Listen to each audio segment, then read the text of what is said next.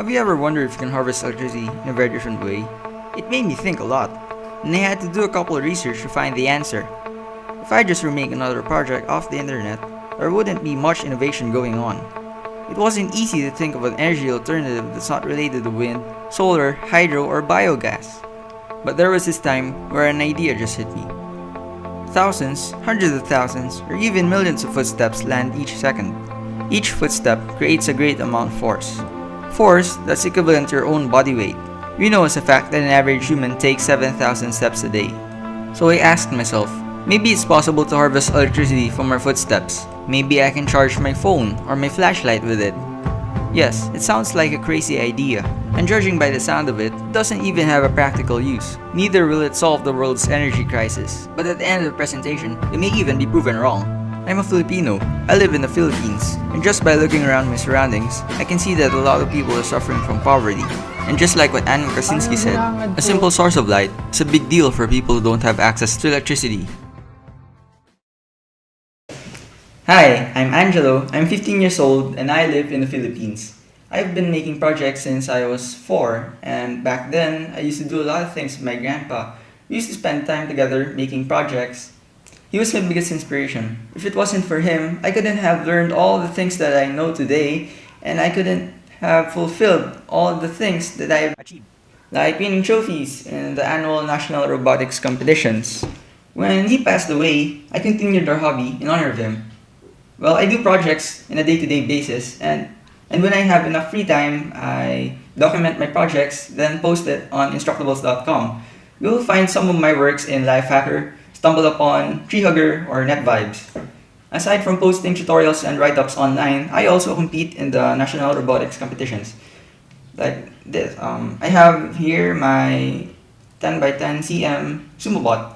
It was last year's champion on the national robotics competitions. And it's possible that I could compete in Beijing this year.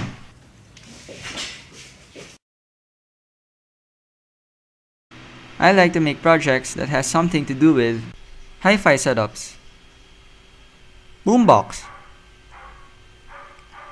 speakers and amplifiers, robots of course, Arduino and MCUs, and last but not least, renewable energy sources like solar and wind power. I would like to implement this project on the so-called smart shoes. Shoe companies are designing smart shoes as of today that would sync to your smartwatch.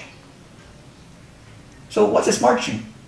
Well, a smart shoe is a shoe that establishes a wireless connection with your smartwatch, then sending the results of the number of footsteps that you've taken and your current weight. Any sensor that you can place right into your shoe that could send data.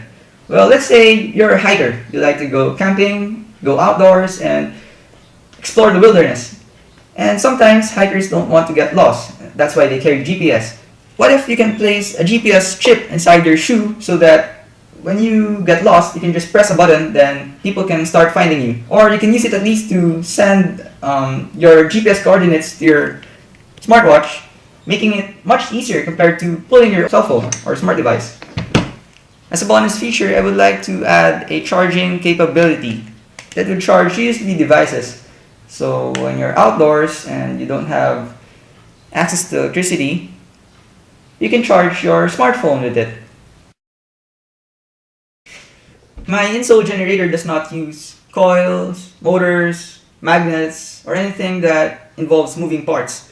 I only have 2 pairs of piezoelectric discs. Well, this one's slightly larger than the regular ones because they measure 35 millimeters in diameter. The piezoelectric generator produces electricity when both crystals bend inwards. We have a pair mounted back to back. Wait, why make back-to-back pairs? When you make back-to-back pairs, you're able to harvest twice the power than just having a piece at one area.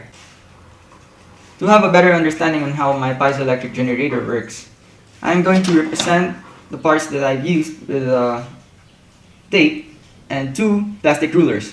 Imagine that the tape is the PVC and the hole is the hole that was grinded through the PVC surface. Our piezoelectric crystals or discs will be represented by the plastic rulers. So this is how it goes. Two piezoelectric discs are mounted like a sandwich on the PVC surface. You'll notice that it's mounted back to back, and there's a huge gap in between both discs. Now I added a foam pusher